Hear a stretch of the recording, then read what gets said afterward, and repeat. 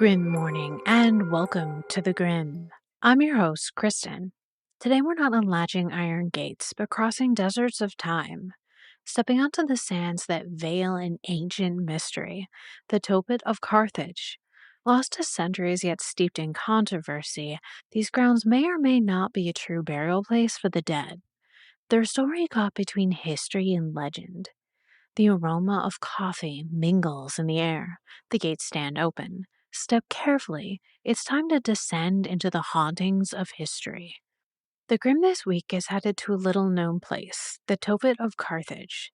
Unless you're steeped in knowledge of ancient history or have wandered the ruins of Carthage, the fabled Phoenician city in North Africa, you've likely never heard of it. But we're about to change that. This episode will feel different from the gates we've opened before, because the Tophet of Carthage is ancient. Its story pieced together not from clear records, but from shards, ash, and the interpretations of archaeologists. What remains is tangled in uncertainty. Findings that blur the line between burial ground and sacrificial site, and that makes it one of the most controversial places the Grim has stepped into yet. Most of you are probably wondering, what exactly is a Tophet, and why is it being featured on the Grim? Is it a cemetery or something darker? A Tophet was a sacred place in the ancient world, most often tied to Carthage and Jerusalem. These sanctuaries held urns filled with cremated remains of infants and children, often left to dedications to deities such as Baal and Tanit. The word itself comes from the Hebrew Tophet, meaning place of burning or drum, a name that reflects its haunting ties to ritual fire and sacrifice. While later writers sometimes used Tophet as a synonym for hell, its original meaning pointed to very real sites of burial, or perhaps offerings, that blurred the line between cemetery and altar. Just beyond the modern streets of Tunis, where the ancient walls of Carthage once rose, smugglers in 1921 pried at the earth and unearthed stones carved for the gods. What they disturbed was no ordinary cemetery, but the oldest and largest Tophet ever found. Established within 2 generations of Carthage's founding in the late 9th or early 8th century BCE, for more than 6 centuries until Rome razed the city in 146 BCE, this ground drank fire and ash. The site grew vast, spreading across more than 6,000 square meters, its soil layered with remains of children and the animals buried beside them. Professors Lawrence Steger and Samuel Wolf estimated that as many 20,000 urns were lowered into the earth between 400 and 200 BCE, each guarded by a stone stele carved with messages to Baal Hammon and Tanit. Over 6,000 such monuments have been recovered, their inscriptions whispering of vows, offerings, and devotions. Beads and amulets were sometimes placed with the small bones, fragile tokens of protection or farewell. To the casual eye, the Tophet may seem like a cemetery, but here the silence is heavier, the dedications darker. There was no field of rest, but a sanctuary of fire, where innocence and offerings blurred, and where the gods of Carthage demanded remembrance in ash and stone. The discoveries grow stranger still. Within the urns, the archaeologists found not only the cremated remains of infants, but the bones of animals, most often lambs. Both children and beasts had been burned, sometimes on the same pyres, then sealed together in clay. The lambs were usually only a few months old, suggesting their rites followed the turning of the seasons, aligned with the birth of flocks. For centuries, the Tophet bore witness to these mingled flames. Whether sacrifice, burial, or ritual, we can no longer wholly name. No Carthaginian text survived to clarify the rituals that took place here, leaving the Tophet of Carthage shrouded in mystery and debate. However, Carthaginian inscriptions do refer to the location as a house, temple, or sanctuary, not a burial ground. Yet the Tophet of Carthage was not unique. Across the Phoenician settlements in the western Mediterranean, everywhere except the Iberian Peninsula and Ibiza, archaeologists have uncovered similar fields of urns, each holding the cremated remains of infants and lambs, buried beneath stone-carved monuments. These sanctuaries stretched from Carthage itself to Malta, Sardinia, and Sicily, tracing the expansion of Phoenician and later Carthaginian influence. The earliest stone markers appeared at Salambo in Carthage around 650 BCE, spreading to Moetia and Tharos by 600 BCE. Over the next centuries, Tophets multiplied, particularly in southern Sardinia and inland Tunisia. Some remained even in use after Carthage's destruction in 146 BCE. Under Roman rule, dedications shifted. Inscriptions began naming Saturn as the deity honored, and the offerings were not children but lambs, goats, birds, or even plants. By the 2nd and 3rd centuries CE, their use declined, but for nearly a millennium, these grounds remained active sites of rituals. Ancient writers, though often hostile to Carthage, left chilling accounts of what they believed took place here. The Greek historian Diodorus Siculus wrote that during a siege in 310 BCE, Carthaginians, desperate to appease the god Cronus, sacrificed 200 noble children, while others offered themselves voluntarily. He described a bronze statue with outstretched hands, sloping downward into a fiery pit in which the children fell. Plutarch, writing in the 1st century CE, gave a similarly grim account. Parents or the wealthy who purchased children from the poor would place them before the statue, their cries drowned out by drums and flutes so that the crowd wouldn't hear them. Later Christian authors like Tertullian and Marcus Minucius Felix accused the Carthaginians of continuing the practice in secret, even suggesting abortions were performed as ritual sacrifices. So far, we've traced the evidence that cast the Tophet of Carthage as a grim altar, less a burial ground than a sanctuary where fire was believed to consume innocents in exchange for divine favor. Yet shadows stir among the stones and doubt lingers. Not all scholars hear the same cries in the ash. To some, these urns speak not of sacrifice but of sorrow. An infant cemetery set apart, a place where grieving families carved prayers into stone and tucked amulets beside tiny bones. The silence of the site is open to many readings. To some, it whispers of ritual slaughter. To others, it murmurs of mourning. On the other side of the debate are those who argue that the evidence is too sparse, too ambiguous, and that the ancient text may have been written with ulterior motives, particularly concerning Rome's bitter war with Carthage. No other classical sources mention child sacrifice at Carthage, and while the Bible references Tophets, it never directly names this one. Ulterior explanations abound. Some archaeologists suggest the Tophet may have been a specialized burial ground for infants, deliberately set apart from adult cemeteries.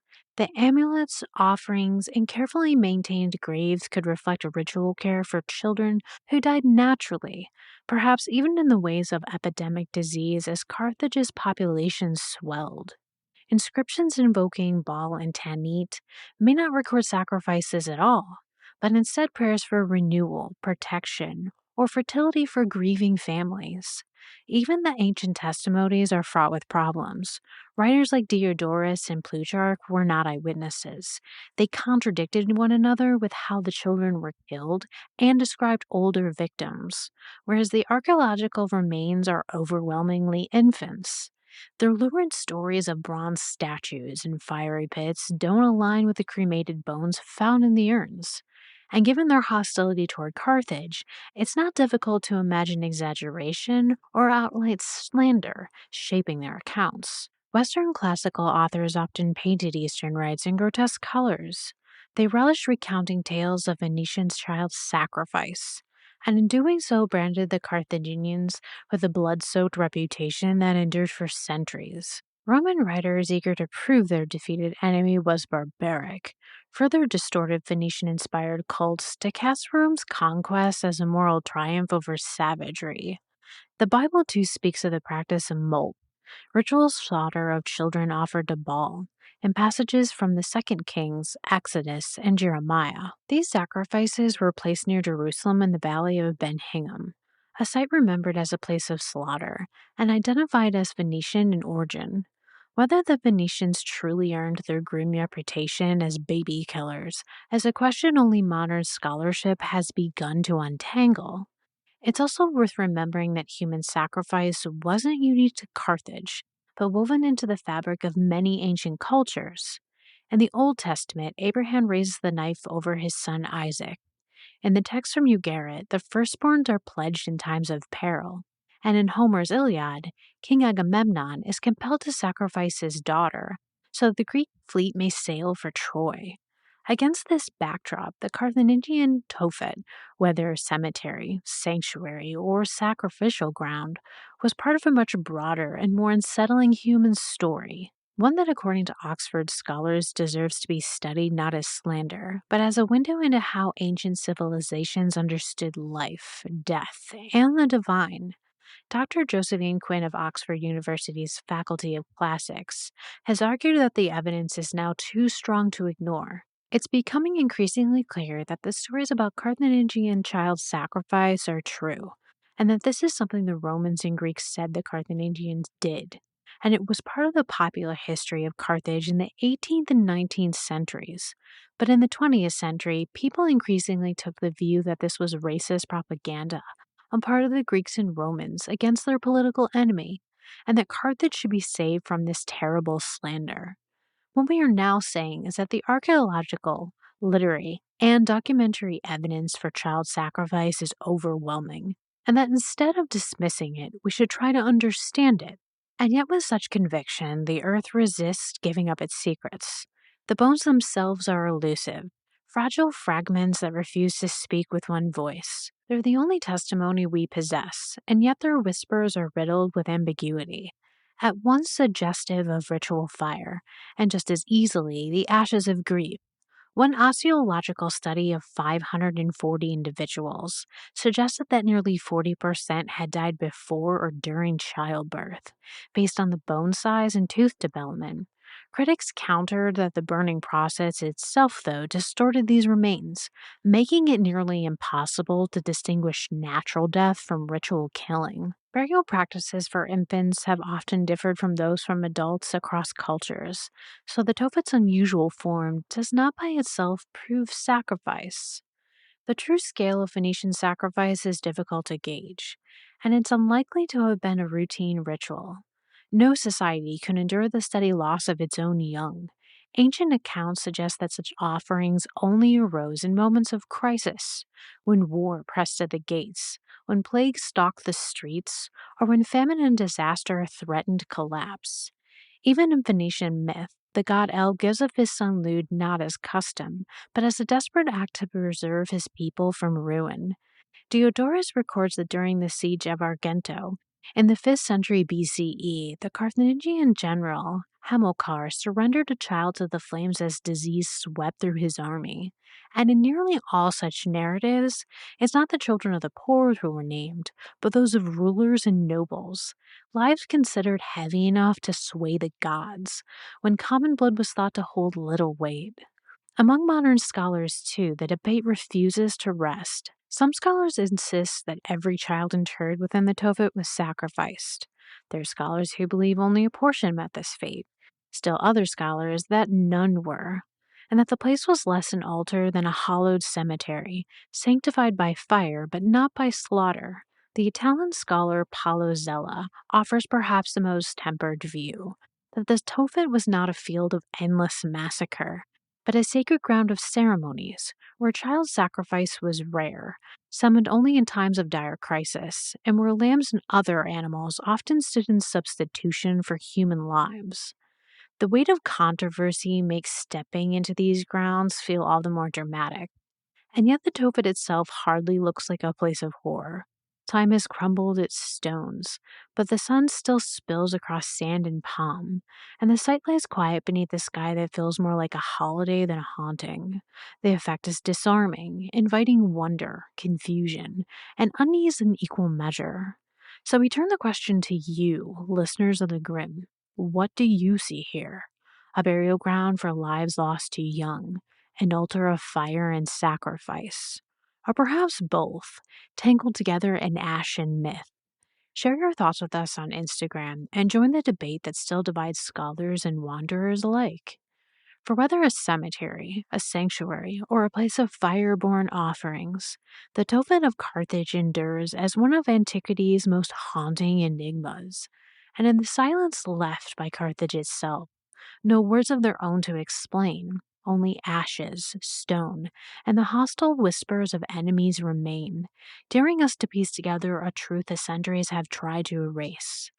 As we leave the Tophet of Carthage to its sands, the stories slip back into stone, and the dead return to their uneasy rest, but they're never quiet for long. Thank you for walking with us through the veil and into the Tophet of Carthage, and for descending once more into the hauntings of history. The gate is sealed, the veil drawn, but death keeps no calendar, and so we shall return, as we always do, on the Grim.